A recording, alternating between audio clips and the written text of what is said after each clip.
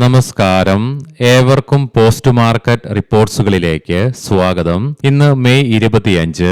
അങ്ങനെ തുടർച്ചയായി 11 ട്രേഡിംഗ് സെഷനുകൾക്ക് ശേഷം, അഥവാ ഈ മാസം 8-ാം തീയതിക്ക് ശേഷം നിഫ്റ്റിക്ക് 24,000 എന്ന സൈക്കോളജിക്കൽ ലെവൽ വീണ്ടും മറികടക്കുവാൻ സാധിച്ചുവെന്ന് മാത്രമല്ല, ഈ ലെവലിന് മുകളിലായിട്ട് ഇന്ന് വ്യാപാരം അവസാനിപ്പിക്കുവാനുമായി.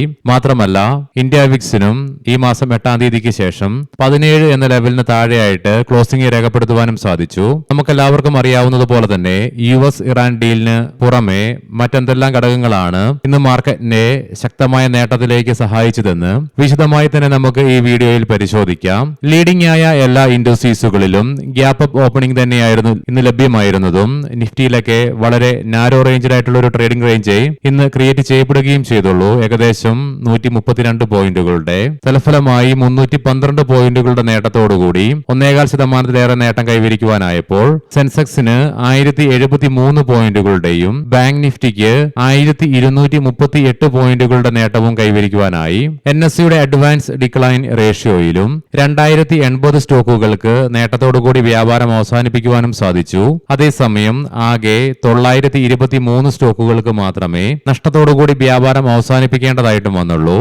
Aisha motors, L&T, Shriram finance, Kotak Mahindra bank, InterGlobe aviation തുടങ്ങിയ സ്റ്റോക്കുകൾക്ക് ഇന്ന് നിഫ്റ്റിയിലെ ടോപ്പ് ഗെയിനേഴ്സ് ആയിട്ട് മാറുവാൻ സാധിച്ചപ്പോൾ Max health care, ONGC, Hindalco, TCS, Bajaj auto തുടങ്ങിയ സ്റ്റോക്കുകൾക്ക് ഇന്ന് നിഫ്റ്റിയിൽ നഷ്ടവും നേരിടേണ്ടതായിട്ട് വന്നു.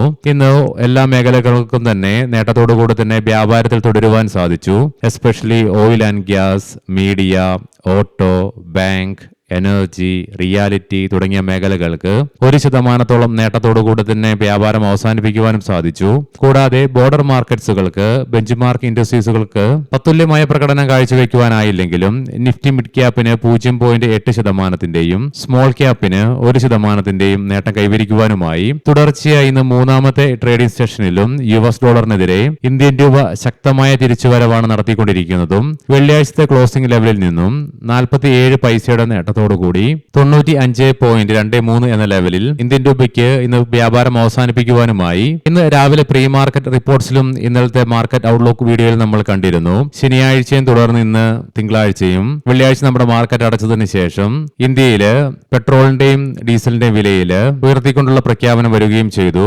തൽഫലമായി ഏകദേശം 7.5 രൂപയുടെ മൊത്തവർദ്ധനവ് ഡീസലിന്റെയും പെട്രോളിന്റെയും വിലയിൽ ഇന്നത്തോടുകൂടി അനുഭവപ്പെടുകയും ചെയ്തു.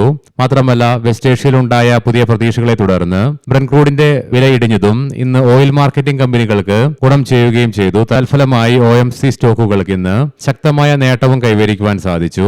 ഈ വീക്കെൻഡിൽ ഗെയിൽ ഇന്ത്യയുടെ Q4 ഏർണിംഗ്സുകൾ മാർക്കറ്റിനെ നിരാശപ്പെടുത്തിയെങ്കിലും ഹോർമൂസ് കടലെടുക്കുമായി ബന്ധപ്പെട്ടുള്ള പുതുപ്രതീക്ഷകൾ വന്നതിനെ തുടർന്ന് ഇന്ന് സ്റ്റോക്കിന് ഇൻട്രാഡേ ബേസിസിൽ 5% നേട്ടവും കൈവരിക്കുവാനായി. അടുത്ത 3-4 വർഷത്തിനുള്ളിൽ 1 ലക്ഷം ചരക്ക് വാഗണുകൾ വാങ്ങുന്നതിനായി ഇന്ത്യൻ റെയിൽവേ 40,000 കോടി രൂപയുടെ മെഗാ ടെൻഡറുകൾ പുറത്തിറക്കുമെന്നുള്ള റിപ്പോർട്ട്സ് വന്നതിനെ തുടർന്ന് ടിറ്റഗ്ര, ജുപ്പിറ്റർ വാഗൻസ് തുടങ്ങിയ സ്റ്റോക്കുകളിൽ ഇന്ന് ശക്തമായ ഉയർച്ചയും അനുഭവപ്പെട്ടു. ഇന്ന് രാവിലെ പ്രീ മാർക്കറ്റ് റിപ്പോർട്ട്സിൽ നമ്മൾ കണ്ടിരുന്നു, ഇന്ത്യൻ പ്രതിരോധ മന്ത്രിയായ ശ്രീ രാജ്നാഥ് സിംഗ് ഇന്നലെ ഒരു പ്രസ്താവന നടത്തി. അതായത് വരുന്ന 25-30 വർഷത്തിനുള്ളിൽ ഇന്ത്യ ലോകത്തിലെ ഏറ്റവും വലിയ ആയുധ എക്സ്പോർട്ടറായിട്ട് മാറുമെന്നുള്ള പ്രസ്താവനയാണ് വന്നതും. അതിനെ തുടർന്ന് ഇന്ന് ഇന്ത്യൻ ഡിഫൻസ് സ്റ്റോക്കുകൾക്ക് തീപിടിക്കുന്ന കാഴ്ച തന്നെയാണ് കാണുവാനായിട്ടും സാധിക്കുക. പല സ്റ്റോക്കുകൾക്കും ഇന്ന് ഇൻട്രാഡേ ബേസിസിൽ 11% നേട്ടവും കൈവരിക്കുവാൻ സാധിച്ചു. ഇനി നമുക്ക് ഇന്ന് നമ്മുടെ മാർക്കറ്റിനെ ശക്തമായ നേട്ടത്തോടുകൂടി വ്യാപാരം അവസാനിപ്പിക്കുവാൻ ഇടയാക്കിയ ഘടകങ്ങൾ എന്തൊക്കെയാണെന്ന് വിശദമായി തന്നെ പരിശോധിക്കാം. ഇന്ന് രാവിലെ നമ്മൾ പ്രീ മാർക്കറ്റ് റിപ്പോർട്ട്സിലും ഇന്നലത്തെ മാർക്കറ്റ് ഔട്ട്ലുക്ക് വീഡിയോയിലും കണ്ട പോലെ തന്നെ വെസ്റ്റ് ഏഷ്യയുമായി ബന്ധപ്പെട്ടുകൊണ്ട് ഇറാനും US തമ്മിൽ പുതിയൊരു ഡീലിലേക്ക് എത്തിച്ചേരുമെന്നുള്ള പ്രതീക്ഷ മാർക്കറ്റിൽ നിലനിന്നതിനെ തുടർന്ന് ഇന്ന് അത് എണ്ണയുടെ വിലയിലുണ്ടാക്കിയ ശക്തമായ ഇടിവും ഗ്ലോബൽ മാർക്കറ്റിനെ എന്ന പോലെ തന്നെ ഇന്ന് ഇന്ത്യൻ മാർക്കറ്റിനും ശക്തമായ നേട്ടത്തിൽ നയിക്കുവാൻ പ്രധാന ഘടകം തന്നെയായി മാറി. ഇതിനെ തുടർന്ന് ഇന്ന് ഗ്ലോബൽ ക്യൂസും വളരെ സ്ട്രോങ് ആയിരുന്നു. US കൂടാതെ ഏഷ്യൻ മാർക്കറ്റ്സുകൾ ഒട്ടുമിക്കതും ഇന്ന് നേട്ടത്തിൽ തന്നെ വ്യാപാരത്തിൽ തുടർന്നതും അവസാനിപ്പിച്ചതും ഇന്ത്യൻ മാർക്കറ്റിന് ഗുണം ചെയ്യുകയും ചെയ്തു. മാത്രമല്ല, തുടർച്ചയായി ഇന്ന് 3ാമത്തെ ട്രേഡിംഗ് സെഷനിലും നേട്ടത്തിലും ഇന്ത്യൻ രൂപയ്ക്ക് US ഡോളറിനെതിരെ ശക്തമായ നേട്ടം കൈവരിക്കുവാനും സാധിച്ചു, എസ്പെഷ്യലി എണ്ണയുടെ വിലയിലുണ്ടായ ഇടിവിനെ തുടർന്ന്.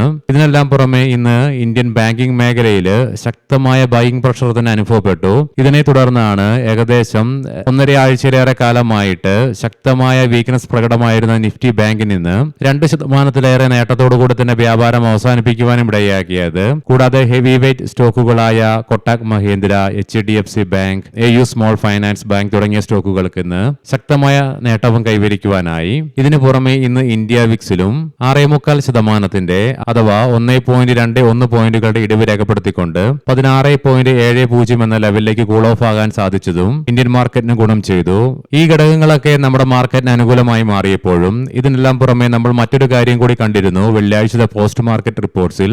അതായത് US സ്റ്റേറ്റ് സെക്രട്ടറിയായ മാർക്കോ റൂബിയോ സൂചനകൾ നൽകുകയുണ്ടായി. അതായത് ചർച്ചകളിലെ പുരോഗതി തുടർന്ന് ഇന്ത്യയും US തമ്മിലുള്ള ഇടക്കാല വ്യാപാര കരാറിന് അന്തിമ രൂപം നൽകുന്നതിനായിട്ട് US പ്രതിനിധികൾ ഇന്ത്യ സന്ദർശിക്കുമെന്നുള്ള പ്രസ്താവനയാണ് അദ്ദേഹം നടത്തുകയും ചെയ്തത്. അടുത്തു തന്നെയായിട്ട് ഒരു പ്രസ്താവനയും ഇന്ന് ഇന്ത്യൻ മാർക്കറ്റിന് കരുത്ത് പകർന്ന മറ്റൊരു ഘടകമായി തന്നെ മാറുകയും ചെയ്തു. ഈ വീക്കെൻഡോടുകൂടി ആരംഭിച്ച പോസിറ്റിവിറ്റി ഗ്ലോബൽ മാർക്കറ്റുകൾക്ക് ഇന്ന് തുടരുവാനായി. എന്നാൽ ഇന്ന് രാവിലെ നമ്മൾ പ്രീ മാർക്കറ്റ് റിപ്പോർട്ട്സിൽ കണ്ടിരുന്നു. അതായത് US പ്രസിഡന്റ് ട്രംപ് ഇറാനുമായിട്ടുള്ള ചർച്ചകൾ സ്ട്രോങ് ആയിട്ട് തന്നെയുള്ള നെഗോസിയേഷൻ നടക്കുന്നുണ്ടെങ്കിലും ഡീലിലേക്ക് എത്തിച്ചേരുവാൻ സമയമെടുത്തേക്കാമെന്നുള്ള പ്രസ്താവന അദ്ദേഹം നടത്തി. മാത്രമല്ല ഇന്ന് ഇറാന്റെ ഭാഗത്ത് നിന്നും USഉം ഇറാനും തമ്മിലുള്ള ചർച്ചകളിൽ പുരോഗതി ഉണ്ടെങ്കിലും പക്ഷേ US കരാർ ഉടൻ ില്ലെന്നുള്ള സൂചനകളാണ് ഇറാന്റെ ഭാഗത്ത് നിന്ന് ഇന്ന് ഉച്ചതിരിഞ്ഞു വരികയും ചെയ്തത്.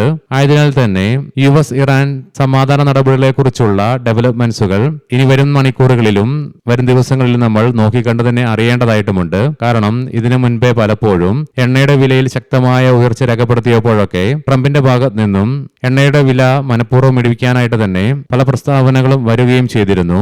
മാത്രമല്ല ഇരു രാജ്യങ്ങളും തമ്മിലുള്ള കരാർ നടപ്പിലായെങ്കിൽ മാത്രമേ നടപ്പിലായി എന്ന് നമുക്ക് പറയാനുമാവുകയുള്ളൂ. ഗ്ലോബൽ മാർക്കറ്റുകൾ പരിശോധിക്കാം. US ഡോ ജോൺസ് ഫ്യൂച്ചർ ശക്തമായ നേട്ടം തുടരുകയാണ്. 0.25% അഥവാ 451 പോയിന്റുകളുടെ നേട്ടത്തിലാണ് ട്രേഡിംഗ് നടത്തിക്കൊണ്ടിരിക്കുന്നതും. ഏഷ്യൻ മാർക്കറ്റ്സിൽ ഇന്ന് എല്ലാ മാർക്കറ്റുകൾക്കും നേട്ടത്തോടുകൂടി തന്നെ വ്യാപാരം തുടരുവാനും അവസാനിപ്പിക്കുവാനും സാധിച്ചു. അതേസമയം കൊറിയൻ മാർക്കറ്റ് നിന്ന് അവധിയായിരുന്നു. കൊമോഡിറ്റിയിൽ ബ്രെന്റ് ക്രൂഡിന്റെയും ക്രൂഡ് ഓയിലിന്റെയും വിലയിൽ രാവിലത്തെ വെച്ച് നോക്കുമ്പോൾ 1% ഇടിവ് തുടർന്നുകൊണ്ടിരിക്കുന്നുണ്ട്. ബ്രെന്റ് ക്രൂഡിന്റെയും ക്രൂഡ് ഓയിലിന്റെ വിലയിൽ 5.25% ഇടിവാണ് അനുഭവപ്പെടുന്നതും. തൽഫലമായി ബ്രെന്റ് ക്രൂഡിന്റെ വില 97.71 എന്ന ലെവലിലേക്കും ക്രൂഡ് ഓയിലിന്റെ വില $91 പെർ ബാരൽ എന്ന നിലയിലേക്കും എത്തിച്ചേർന്നു. ഗോൾഡിന്റെ വില ഫ്ലാറ്റ് ആയിട്ട് $4571.68 പെർ ഔൺസ് എന്ന നിലയിൽ രാവിലത്തെ തൽസ്ഥിതി തുടരുന്നുമുണ്ട്. ഇനി നമുക്ക് ഇന്നത്തെ പ്രധാനപ്പെട്ട സ്റ്റോക്കിംഗ് ന്യൂസുകൾ പരിശോധിക്കാം. മുൻകൂട്ടി ഓർമ്മിപ്പിച്ചുകൊള്ളട്ടെ, ഇത് ഒരു ബൈ ഓർ സെൽ റെക്കമെൻഡേഷൻ അല്ല. IRFC ഹൈദരാബാദ് മെട്രോയ്ക്ക് 13,527 കോടി രൂപയുടെ റീഫിനാൻസിംഗ് കരാറിൽ ഒപ്പുവെച്ചു. പുറവങ്കര 2,300 കോടി രൂപയുടെ ഗ്രോസ് ഡെവലപ്മെന്റ് വാല്യൂ സാധ്യതയുള്ള 14.57 ഏക്കർ ഭൂമി ബംഗളൂരുവിലെ മണ്ടൂരിൽ കമ്പനി ഏറ്റെടുത്തു. NBCC ക്വാർട്ടർ 4 റിസൾട്ടില് കൺസോളിഡേറ്റഡ് ഇയർ ഓൺ ഇയർ ബേസിസിൽ നെറ്റ് പ്രോഫിറ്റിൽ 37% വർധനവ് രേഖപ്പെടുത്തിക്കൊണ്ട് 241 കോടി രൂപ റിപ്പോർട്ട് ചെയ്തു. അതേസമയം റവന്യൂവില് 1.8% ഇടിവും രേഖപ്പെടുത്തി. അശോക് ലൈലാൻഡ് VRL ലോജിസ്റ്റിക്സിൽ നിന്ന് 715 വാഹനങ്ങളുടെ ഓർഡർ ലഭിച്ചു. സുന്ദരം ഫൈനാൻസ് ക്വാർട്ടർ 4 റിസൾട്ടില് നെറ്റ് പ്രോഫിറ്റ് ഫ്ലാറ്റ് ആയിട്ട് റിപ്പോർട്ട് ചെയ്തു. 24 രൂപ പെർ ഷെയർ എന്ന നിലയിൽ ഡിവിഡൻഡും പ്രഖ്യാപിച്ചു. യാത്ര ഹോസ്പിറ്റൽസ് കൺസോളിഡേറ്റഡ് നെറ്റ് പ്രോഫിറ്റില് 27.7% വർധനവും റവന്യൂവില് 46.6% വർധനവും രേഖപ്പെടുത്തി. കൽപാത്രൂ പ്രോജക്ട്സ് ഇന്റർനാഷണൽ മുംബൈ പുനർവികസന പദ്ധതിയുമായി ബന്ധപ്പെട്ടുകൊണ്ട് 1,250 കോടി രൂപയുടെ കരാർ കമ്പനിക്ക് ലഭിച്ചു. ഏവർക്കും ശുഭരാത്രി നേരുന്നു. നാളെ രാവിലെ പ്രീ മാർക്കറ്റ് റിപ്പോർട്ട്സുമായി കണ്ടുമുട്ടാം. നന്ദി, നമസ്കാരം.